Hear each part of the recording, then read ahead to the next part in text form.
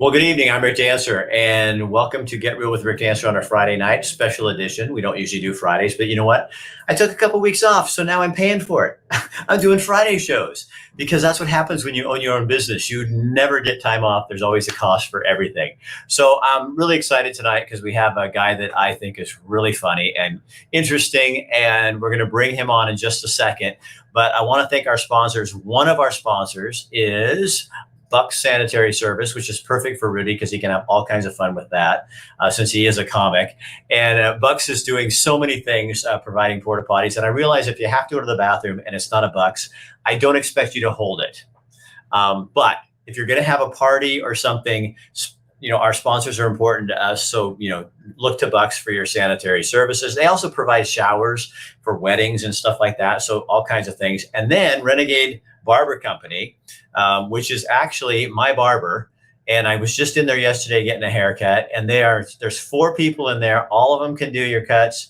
They do super edgy kind of cuts. And they also do tattooing there as well. And Mario owns it, but good luck getting into him. He's always booked. I have to book 3 weeks ahead just to get into him. So as I said, TC is one of the more famous tattoo artists here in town, and so that's the place to go. And Rudy, you need to get in there to the barber to get a haircut.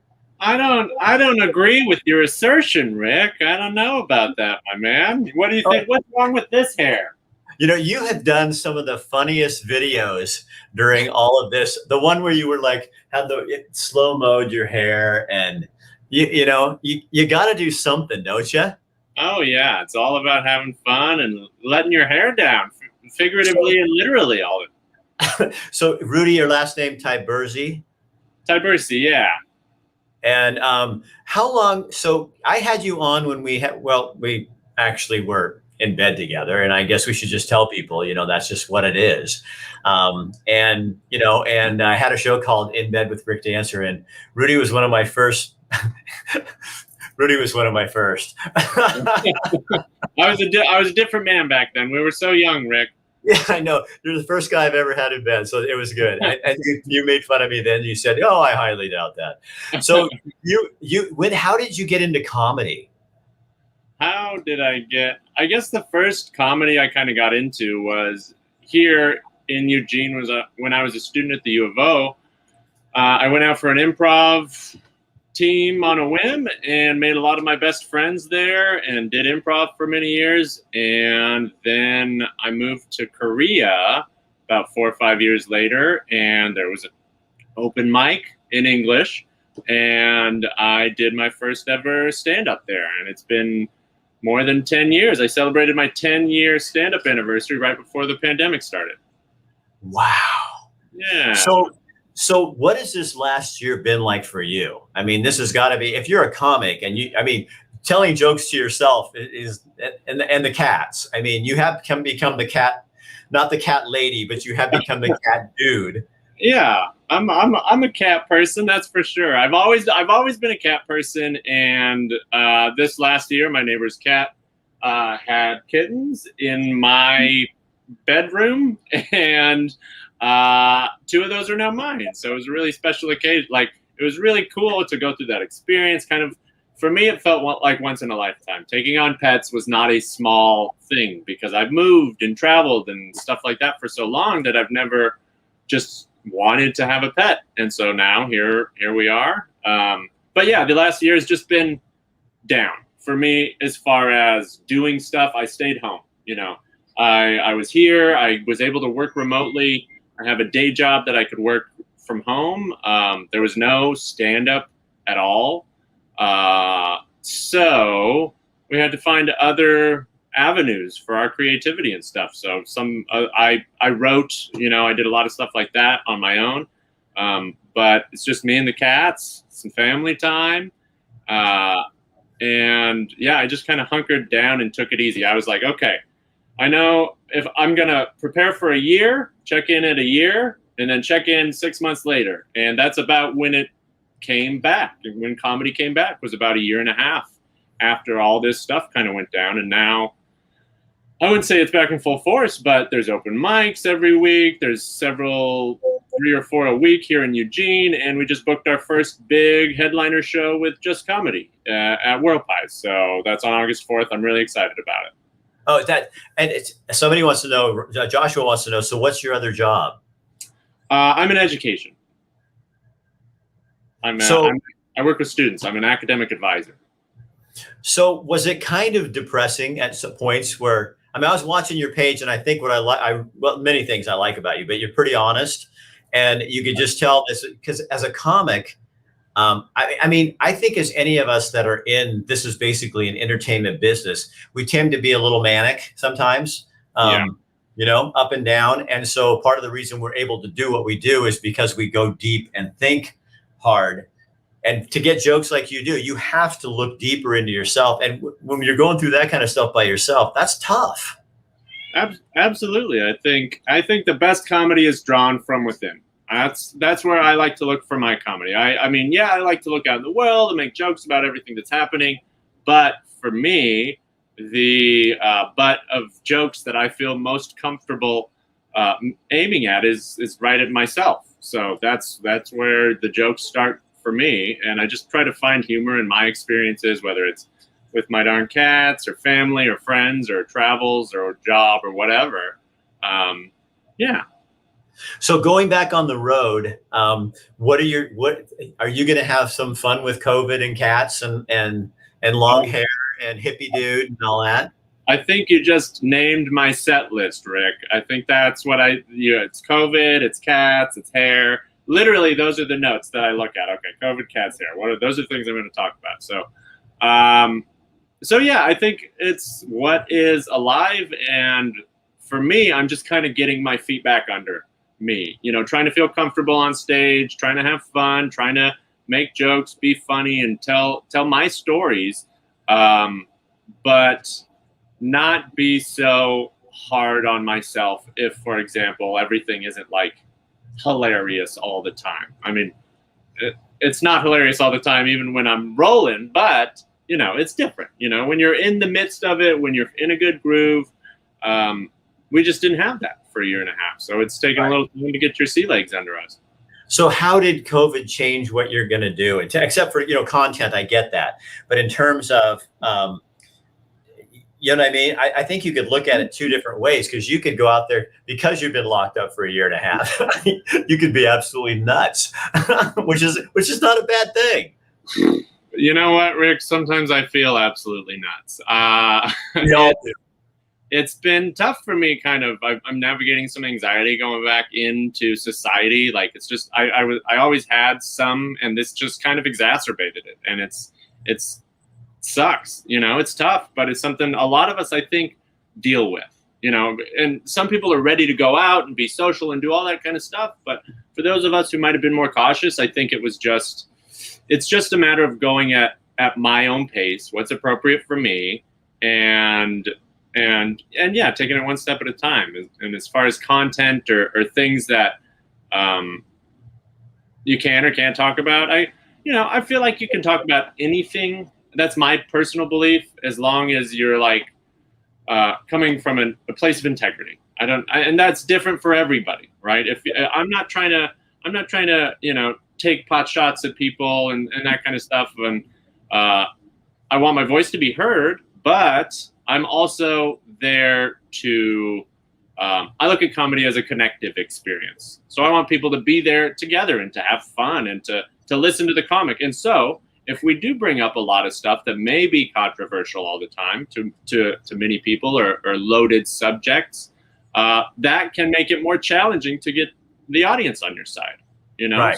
So it's your choice. You get to talk about what you want to talk about. If you can handle the blowback as a comic, then by all means, it's your right to talk about what you want to talk about. It's also the booker's right to never book you again if they don't like you or whatever. So you just have to weigh kind of all the different aspects of the situation and see what is most important for you in how you perform or what you say. And yeah, I mean, I don't take it lightly as far as having people's attention. You know, you're in a very privileged place, and so is everybody who's ever been on a comedian or on a mic, because there's people listening. They don't have to listen to you. People don't have to be right here. So it's important to me, and I take it. Like I said, don't take it lightly. It's part of what's important about comedy to me. Kind of, it is. You guys used to be, and this is what concerns me with like the way the world is right now. Is you used to be the people that I think. This is how I kind of see the world, and this is kind of weird, but comics push the envelope. Like you're making space for us. So then people like myself or other people that come in, we can come in, but you're the bulldozer. So you're going to go, how far can we push culture to make fun of itself a little bit, look more lightly at what we do so that the other people can come. So we can move forward. Because right now for a year and a half, we've been stuck and no comics, so no culture push.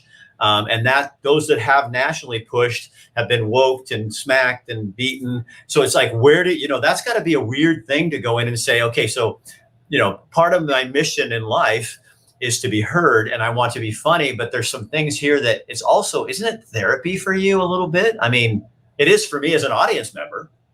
Absolutely. Yeah. I mean, there is some cathartic elements to performing comedy. I draw, like I said, from my life. So I want to talk about stuff. And if I can turn a challenging experience into a joke, that feels great. That's empowering. You know what I mean? Like if you can laugh at your situation and if you can relay that to others in a way that allows them not only to recognize your struggle, but also your joy and the humor in this situation, then that's a great thing. And as far as pushing the envelope, yeah, a lot of comics will like actively try, right? They're actively trying to push the envelope, and that may be part of their voice as a comedian or like their shtick or whatever it is. Right. And we need those people in comedy. If nothing else, to see what we as other comics believe and don't believe. Like, how does it hit you when somebody's opinions enter your mind for the first time? And what's that response? And so how we respond to other people's opinions, how I feel like that's a really critical part of comedy. And I think right now, like you said, bulldozers pushing the barriers. Right now, there's no bulldozer. There's just like punches into random directions right now, so there's everybody kind of trying to do their own thing. And so just the simple act of having like a night out at a bar, have a beer, laugh at some stupid jokes, see your friends, hear something maybe you agree with, hear some things you don't agree with. But you know what? At the end of the night, you're all just out to have a decent time. Here's the thing that I think is really important as a comedy viewer. I don't have to agree with the comedian's perspective to enjoy their joke.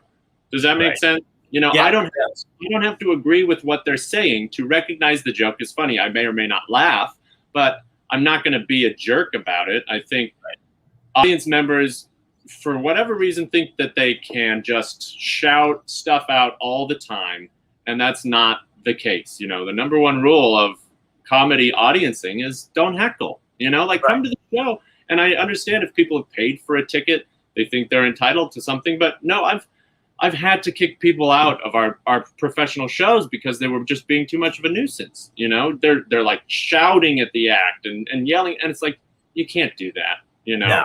Even if you don't agree with what someone says, if you don't agree, you can go. That's I kind of have that whole idea on my page too. So, hey, I got another thought because I one of the things, so because you really locked down. I mean, you didn't go out much, from what I remember. Yeah, I mean, I was home for the most part. Yeah, I went to the grocery store. I did all that kind of stuff, but I wasn't social. Maybe I had a couple friends in the backyard or whatever. But yeah, I wasn't doing stuff on a regular basis at all. So will that be part of making fun of yourself? Oh, absolutely. I have jokes about like not re-entering too quickly. Is that my train or yours? That's mine. It'll be your way in a bit. Okay, right on. Yeah. It's our train, Rudy. I'll share it with you, but it's headed your direction. Rick and Rudy train. There we go. R&R, Oh, yeah, a little R&R. That's us, buddy. So you are going to make fun of yourself, or because I think that would help people. You know what I mean? To go, or the narcissist, a little bit of, like the fear. I think it's okay to make fun of, well, God, what if I get COVID from the doorknob? Or, I mean, there's things that could make us all go, oh, they did too. You know what I mean?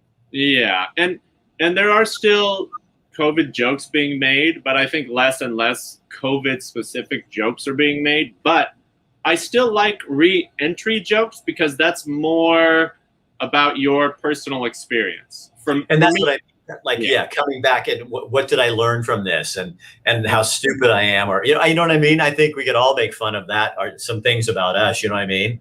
exactly. Yeah, I mean, I'm working on a bit like where it's about how do I tell people I liked quarantine, because I slept well. I was able to regulate my diet more. My schedule was my own. I didn't have to make nearly as many decisions.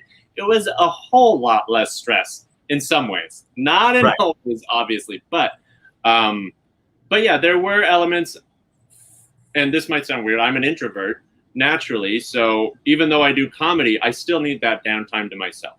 I need that time to recharge on my own, and so I had that in buckets for the last year and a half. So I'm definitely excited and ready and thankful to be able to go out there and connect with people and see people and shake hands or give my friends a hug, feel comfortable and safe doing that, because the risks felt very real to me. I had a family health scare as well right before this, so I was already using an abundance of caution, and then all this happened. And so it's like, okay, I'm just going to go slow. I'm not going to let, myself feel pressured to, I don't know, go out and be social or do things that I don't feel comfortable doing. And so I got through it. But like I said, I'm a little shakier right now, a little more anxiety as far as going out in public and stuff. And I think that that's normal. I think just saying that helps people be like, oh, yeah, it's not just super easy to all of a sudden have things go back to normal, whatever that is.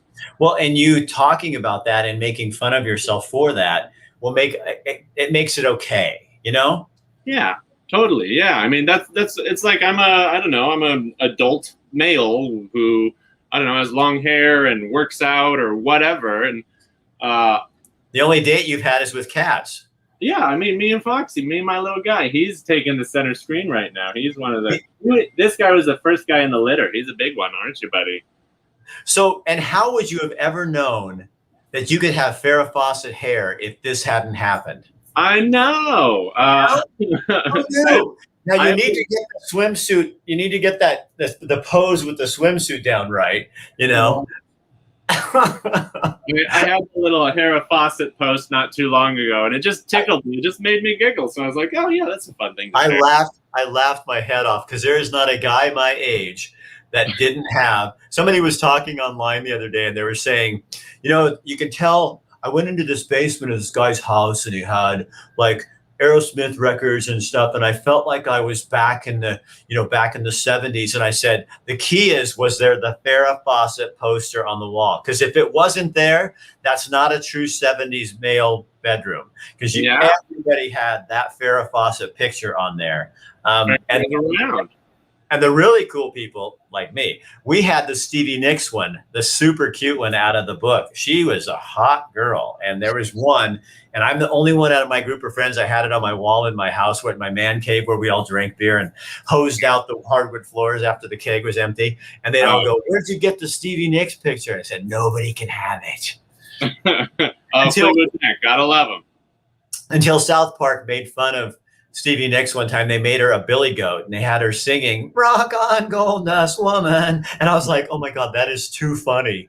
And it sounds true because she does kind of sound like a billy goat. But I'm sorry, I was still in love with her. The best thing you learned about yourself during quarantine? What's the best thing I learned about myself during quarantine? That I can. Well, I don't want to say I can sustain myself because it wasn't just me. Every Friday, my comedian friends and I, we met every Friday night on Zoom or Skype or whatever it was. And it was great. That was what was a huge part of keeping us all getting through. Even though we weren't doing mics on Friday night, we were still, just cracking jokes and having fun, drinking a beer, just hanging out with our friends. And that was really important. But I did realize that, I can do stuff on my own. I've traveled around the globe. I've moved across the world on my own. And it was just another reminder that, yeah, there's a lot in you. When you're faced with challenging situations and circumstances, I didn't feel like it was my job or my place to try to change everything. I felt like it was my job to take care of myself and my family members that were nearby, and just spend time and focus on what was positive. Take joy in your daily blessings. I truly believe there's joy, there's blessings all around us, and it's up to us to just lean into them. To use a popular term, like whether it's cats or a simple food or a candy bar or watching The Price is Right with someone.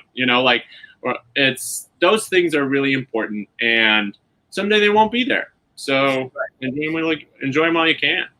Don't you think it's almost like a snow day?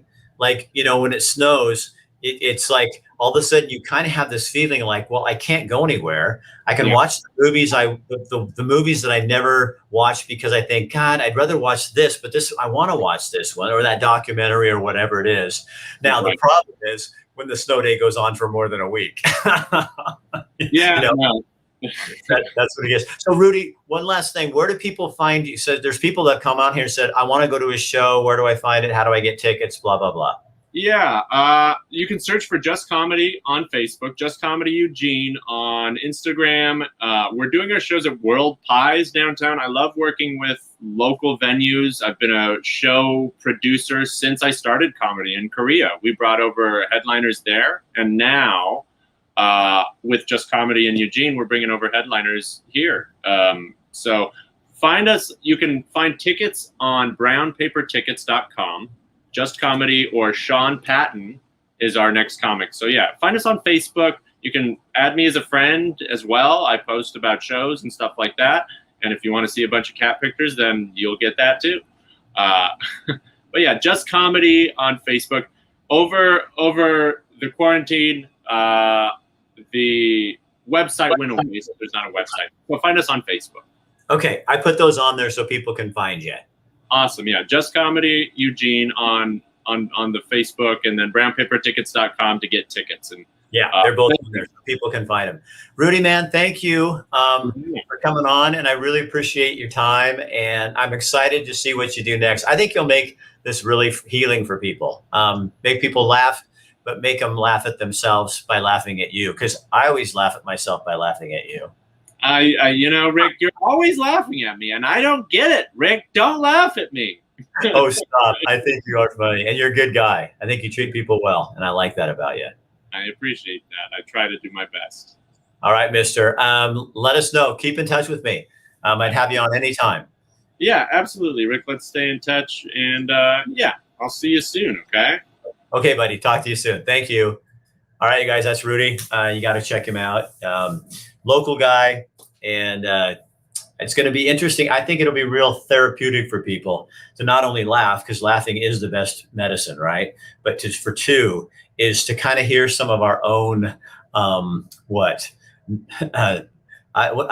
keep wanting to say narcissist. That's not the word I'm looking for, but our own things that we had to deal with to go through this, where we can go, ooh, I felt that way too, and laugh at it a little bit, because the world is too serious right now. We've got to start laughing and give people some leeway to kind of laugh about things.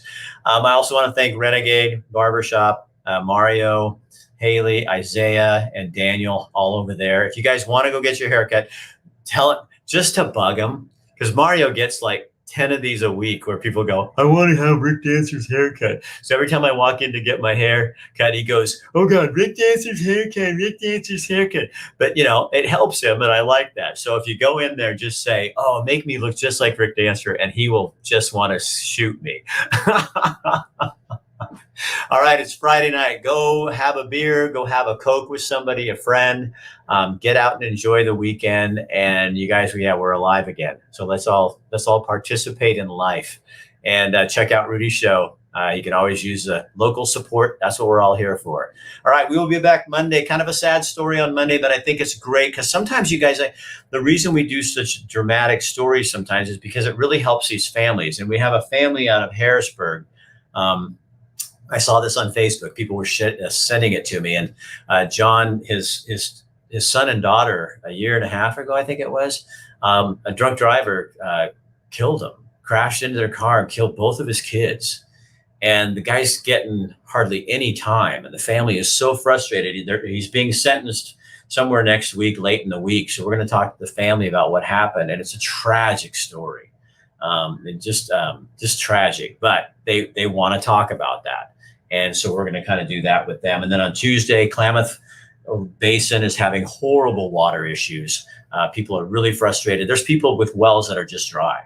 So they're going to their neighbors and have to get it. All has to do with water rights, tribal rights, and fish rights. So it's very complicated, but we're going to start talking about that. Then I have a project next week on Wednesday called On the Inside. And these are women who help women in prison as they're coming out doing artwork and stuff like that. And they kept contacting me, and I go, I think this is a great idea. So they're going to come on Wednesday, and then we'll be at Blue Valley Bistro, talking about Coburg, because Coburg comes alive with all kinds of music and stuff during the summer, and that's all going to be back. And then on Friday, we'll be at the Emporium in Veneta, where local crafters and artisans put together some of the coolest stuff. They have a little mall out there, and it's permanent now, so it runs through the weekends. And this is stuff you're not going to find at every market in town. This is stuff that's original and really cool, and we always feature a different artist. So we'll be out there on Friday. Have a great weekend. I'm going to go on a bike ride tomorrow with my wife, and Sunday I'm not going to do a damn thing. I'm going to be a lazy ass me. And also